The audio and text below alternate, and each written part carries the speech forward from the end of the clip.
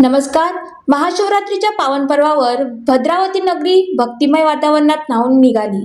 ऐतिहासिक व सुप्रसिद्ध श्री भद्रनाग मंदिरात हजारो भाविकांनी श्री भद्रनाथ स्वामी दर्शन घेतले. महाशिवरात्री निमित्त दरवर्षीप्रमाणे याही वर्षी मंदिरात यात्रा महोत्सवाचे आयोजन करण्यात आले होते. पहाटे 3:30 श्री भद्रनाथ स्वामींचा अभिषेक व महाआरती देवस्थानचे सचिव नीलकंठ एकरे यांच्या हस्ते पार पडली. मंदिराचे पुजारी शैलेश जोशी महाराज यांनी विधिवत रुद्राभिषेक पूजन केले.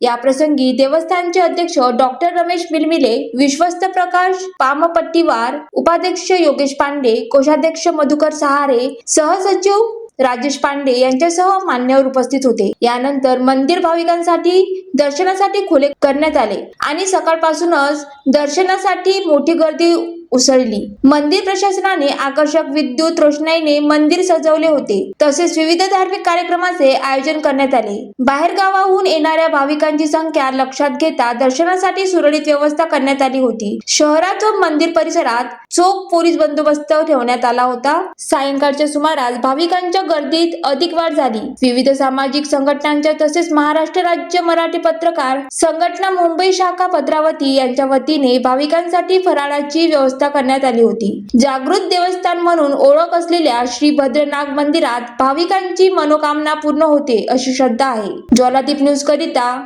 सुनील जेदावार, भद्रावती.